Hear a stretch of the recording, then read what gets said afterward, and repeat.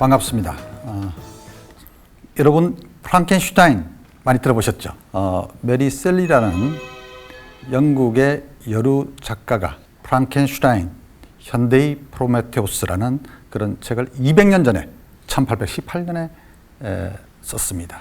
메리 셀리는 그 당시에 생체 전기, 전기뱀장을 하든지 개구리 뒷다리에서 전기가 있다는 걸 알고서 그 소설에 착안을 해서 이 스위스 제네바의 빅토르 프랑켄슈타인이라는 과학자를 소설에서 만들어냈습니다. 시체에서 뼈를 끄집어내서 아주 긴 8피트짜리 2m 40되는 거부의 인조인간을 만들어냅니다. 과학자는 어떤 좋은 의도로 이제 만들었지만은 나중에 자기와 같이 살아갈 수 있는 인간들, 당신들 말고 나도 여자를 좀 만들어달라 이렇게 했습니다. 프랑켄슈타인 박사는 그거 곤란하다 이렇게 됐죠. 그러다 보니까 프랑켄슈타인 그 동생을 죽이고 심지어는 신부까지 죽이게 됩니다. 분노를 해서 자기 청을 들어주지 않으니까. 그리고서 이제 이 프랑켄슈타인 그 괴물은 달아나죠. 그 괴물을 당연히 신부도 죽고 동생도 죽은 프랑켄슈타인은 그 괴물을 쫓아서 북극까지 갑니다. 북극까지 가서 그러나 북극의 탐험선에서 결국 프랑켄슈타인 박사는 비참하게 죽고 말고요. 나중에 이제 그 괴물이 자기를 만들어낸 창조주 프랑켄슈타인이 죽었다는 이야기를 듣고서 자신도 스스로 자기 자신을 몸을 불태우겠다 이런 말을 남기고 죽습니다.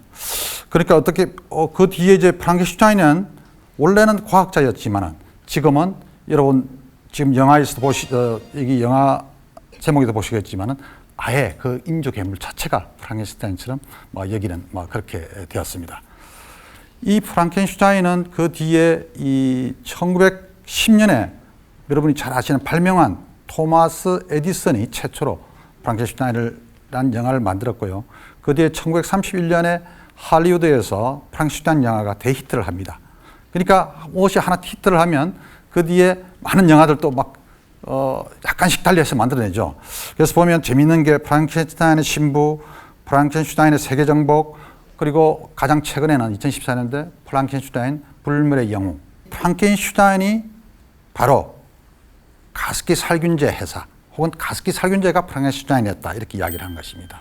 그 이유를 이제 설명을 드릴까 합니다. 프랑켄슈타인의 비극은 보면 그 프랑켄슈타인을 괴물을 만들어낸 그 프랑켄슈타인이 결국 자기 괴물에서 죽게 되는 셈이죠. 많은 또 가족들도 함께요.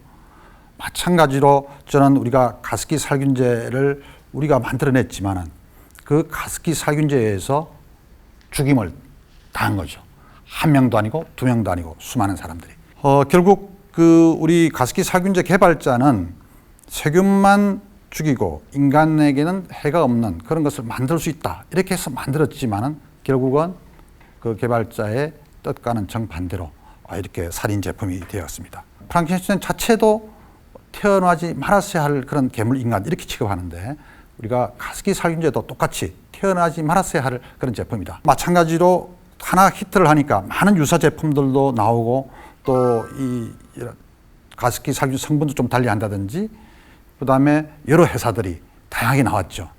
그 다음에 우리 프랑켄슈타인 이 영화도 다양하게 나왔고 뿐만 아니라 저 밑에 보시듯이 뮤지컬도 있고요. 다양한 그런 식의 우리가 예술작품이나 문학작품들이 계속 잇따라 나오게 된 것입니다. 그래서 가습기 살균제 이 참사에 프랑켄슈타인이 떠올랐던 것입니다.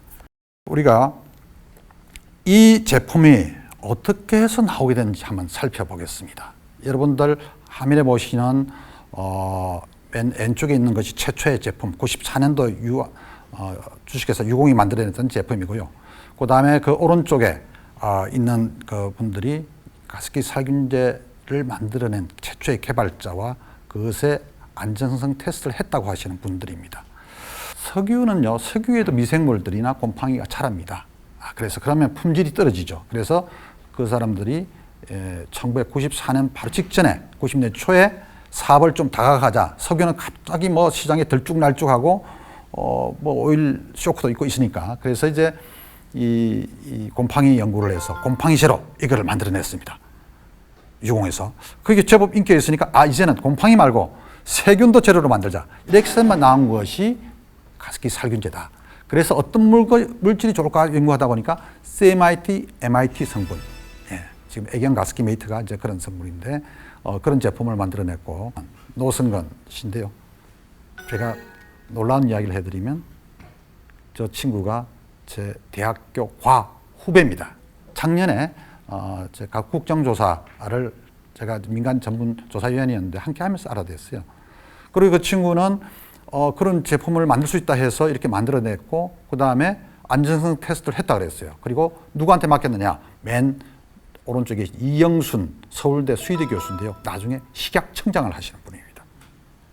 그런데 실제로는 청문회 때 이야기를 해보니까 어설프게 그냥 철제망을 이렇게 만들어서 그냥 실험같이 하는 실험, 간이 실험을 하고 사실상 안전 테스트는 하지 않았다고 자기가 고백을 했습니다. 따라서 94년에 나온 것은 안전이 확보되지 않은 어떻게 보면 사기극 제품이 나왔고 그 제품을 많은 회사들이 뒤따라해서 그리고 우리의 오늘날의 비극이 시작되었습니다. 시작이 없으면 끝이 없죠.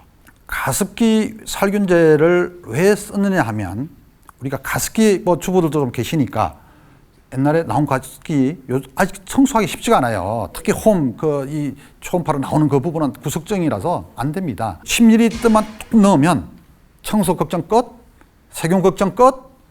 처음부터 좋죠. 넣어도 살 수밖에 없죠. 저도 살 수밖에 없고 집에 하나 있습니다. 저도 쓰고 남은 게. 그리고 의사들도 가습기 사용을 많이 권했습니다. 물론 가습기 살균제를 많이 사용하라 이렇게 한 분은 제가 거의 보지를 못했습니다. 어쨌거나 그러나 가습기 많이 사용하니까 그냥 살균제는 저절로 싸니까 어떻게 보면 의사분들도 직접적인 책임은 아니지만 간접적인 책임은 좀 있을 수 있다 이렇게 볼 수 있겠습니다. 심지어 우리가 이게 인기를 끄니까 대형마트에서는 1+1 제품도 등장했죠. 미끼 상품. 예. 그러니까 이 값도 얼마 하지 않고 하니까 사람들이 너도나도 또 주위에 쓰니까 덩달아 또 쓰는 그런 것들이 우리 가습기 살균제의 이 비극의 이 규모를 키웠다. 이렇게 저는 보고 있습니다. 우리가 가습기 살균제 참사와 관련해서 가장 큰 책임이 있는 옥시 이 회사는 영국계 다국적 기업입니다. 의약품, 그 다음에 생활용품 다양하게 쓰는데요. 지금 화면에 보는 그 친구가 임성준 군이라고 제가 2013년도에 직접 조사를 했던 어린이입니다. 가장 유명한 친구. 그리고 맨 오른쪽은 제가 직접 크리스마스 때 그린 산타가 되어서 갔던 것입니다.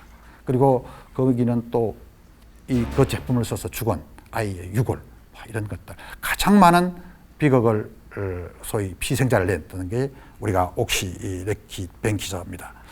이 기업들이 이렇게 어린이도 안전하고 이렇게 선전했는데 안전하다 그러면 그 기업들이 당연히 전 세계 물건을 팔고 있는데 다른 나라도 팔았어야죠. 영국이나 미국, 유럽에.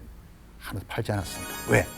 그 나라에는 이런 화학물질을 직접 넣어서 공기 중에 뿌리는 것, 그건 있을 수 없는 일이다. 위험하기도 하고 팔 수 없게끔 안전 규제가 되어 있습니다.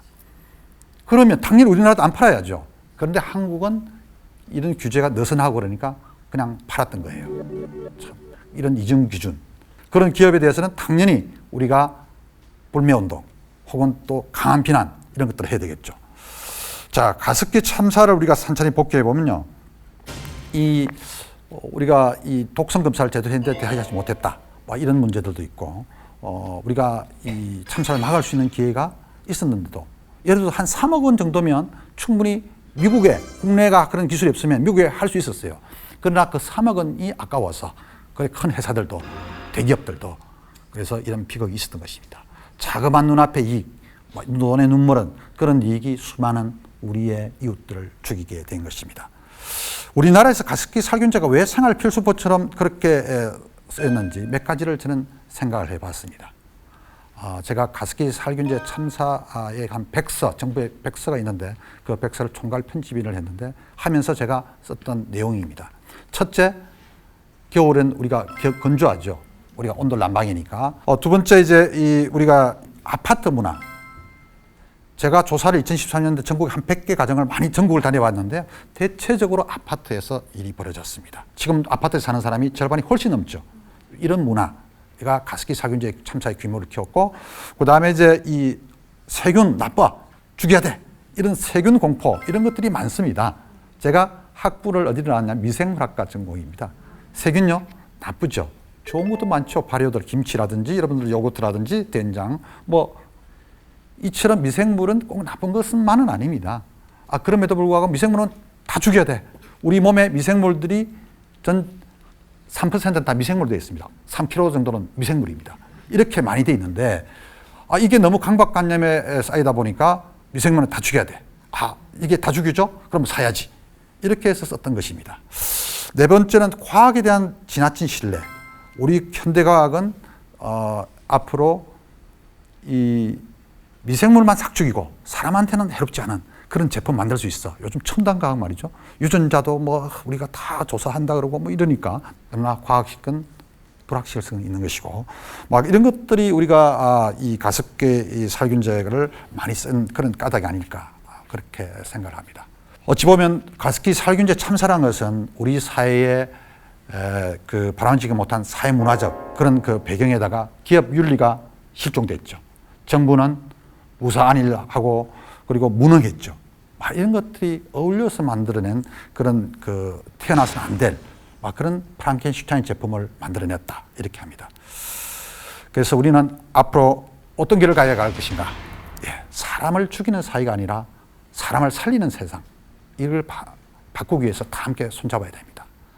그렇게 할 수 있는 능력이 있는 정치 세력에다 투표를 하고 그 다음에 생명이 최고의 가치로 대접받는 사회 그를 만들기 위해서 여러분들이 그렇게 힘쓰는 그런 사람들에 대해서는 지원도 하고 지지도 하고 또 그렇지 않은 기업이나 이런 데서 불매운동도 하고 그렇게 해서 다 함께 손잡고 나갈 때 우리가 그 길을 가야만 이미 가습기 살균제로 죽은 많은 사람들한테 그래도 염치도 있고 희망이 쌓여 있는 것입니다. 감사합니다.